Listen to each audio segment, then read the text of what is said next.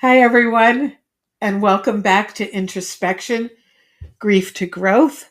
This is Amy Lindner-Lesser, your host, and I'm glad to welcome you back.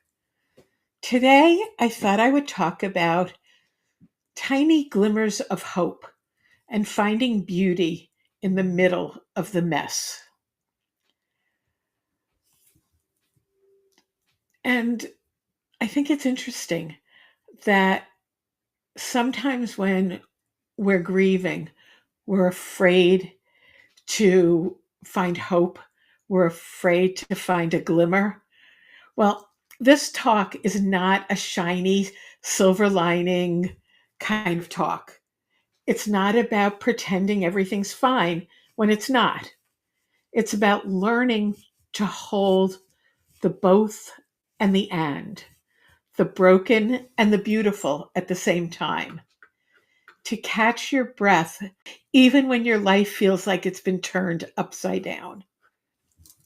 Grief, caregiving, loss, and life transitions, I call lifequakes, have a way of tossing us into chaos. Whether you're grieving the death of a loved one, navigating a divorce, dealing with the end of a friendship, watching somebody you love disappear into dementia, whether it's seeing your children leave home, whether it's facing retirement and all of a sudden realizing, uh-oh, that was my social circle. Those were the people I spent what seemed like 24 hours a day with. And yes, I wanted this, but what am I going to do now? Or just feeling like you no longer recognize the life you're living. It is messy.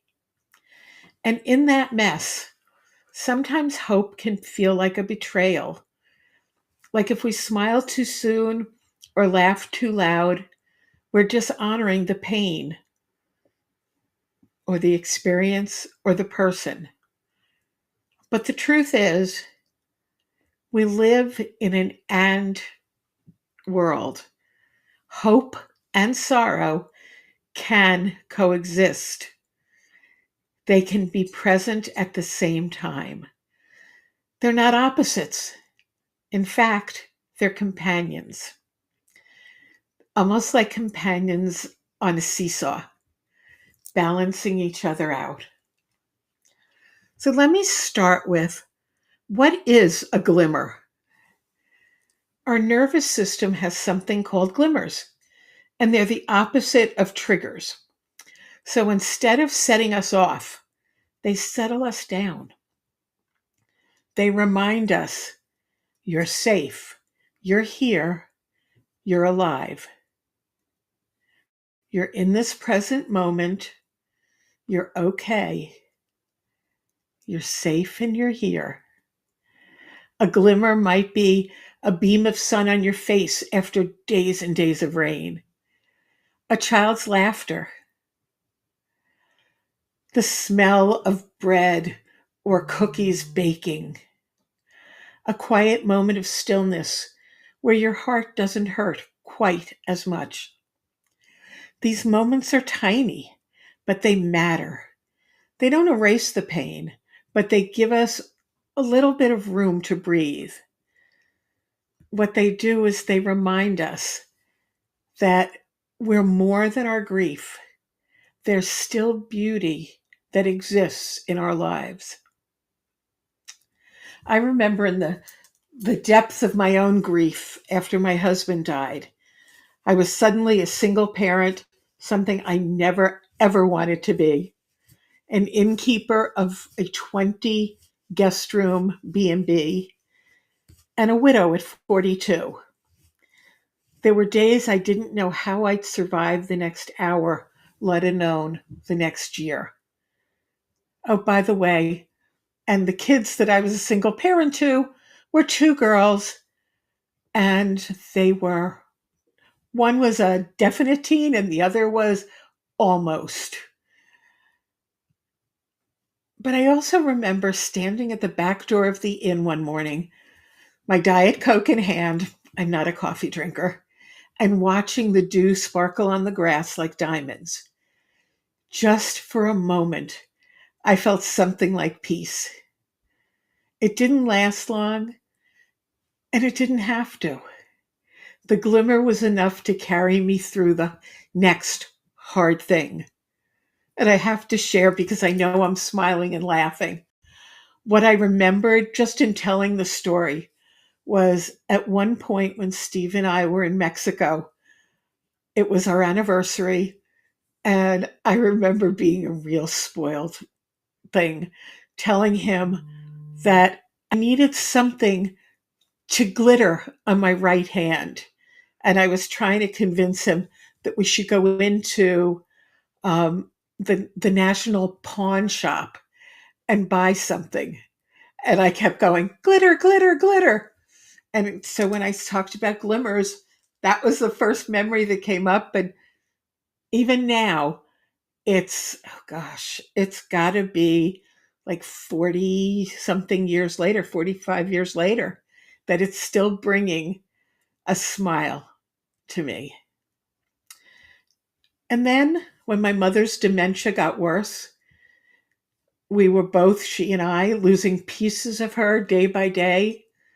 I'd catch little glimmers again in the warmth of her hand when she wanted to hold mine, the rhythm of her breathing when she slept, or a moment of recognition that would flash in her eyes when she remembered something, or even the glimmer that I felt when she, as a former dancer, would do something very dramatic and very danceish. I don't know what other word, but graceful with her movements. And I learned to treasure those glimmers. Are you thinking, so how do I start to notice glimmers? I need to find glimmers in my life. The sparks in our own dark days and nights. So here are 4 gentle practices for you. First one, slow down. Glimmers are easy to miss when you're racing through in survival mode. Give yourself permission and grace to pause, even if it's for 30 seconds. Second, use your senses. Ask yourself, what do I see right now that's beautiful? What do I hear, smell, feel? Is it the sound of birds? Is it the softness of a blanket? Is it the scent of your favorite lotion? Or is it the aroma of food cooking that brings back a wonderful memory? Third, keep a glimmer journal. You don't have to write a novel. Just write down one tiny beautiful thing each day. What it does is it trains your brain to look for hope and positive. And the last, number 4, let go of guilt. You are not betraying your pain or your loved one by feeling joy. You're honoring your aliveness. And I would bet that if you were to ask them what they would be most happy to know is that you are living your life and finding places and pieces and moments of joy. Okay, so what do you do if you feel numb or too broken? Again, give yourself grace. It's okay. That's part of it. We all have days like that. Glimmers aren't always loud. They're not always easy to see. Some days, the most you might be able to say is, I made it to the end of this day. That's a glimmer too. Your grief is valid. Your exhaustion is valid. Please know, though, you are not broken beyond repair. You are grieving. And grief is, while it's a normal response to loss, it is not a normal feeling all the time. So if you're in the thick of it and hope feels far away, I want you to invite you to try something small. Look around and notice one thing that softens you just a little. And what do I mean by that? What I mean is when you look around and you see that thing, do you feel the edges of your mouth lift? Do they become rounded? Do you stop sitting rigidly and maybe relax into your feelings a little? Does the headache lift just a tiny bit? And if you'd like to share it in the comments here, I would love it. We could get a collection of glimmers together. And if you're feeling alone in your transition, whether it's grief, caregiving, or the slow loss of a relationship or identity, I'm here. Not to fix you, not to rush you, but to walk with you. You're not meant to do this alone. So when the mess is everywhere, the dishes, the mail, the tears, the unanswered questions, the laundry, remember this. There is still beauty in your life. There are still glimmers. And you are still here, breathing, living, loving, and healing. Tiny glimmers of hope are not just signs of life returning. They are life. And they're waiting for you right here, right now, in the middle of your mess. Thank you for being here.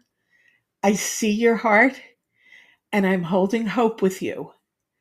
And I am here to walk with you and be your guide. Just click on the link below to schedule a no obligation chat with me, and we'll see where we can go from there. Thanks for listening. Remember, I care about you. Go out and make it a great day. Thanks. If you liked what you heard on this podcast and want to hear more, please follow us and tell your friends. You can also find me on Facebook at Amy Lindner-Lesser, Grief to Growth Life Coaching, and on LinkedIn at Amy Lindner-Lesser.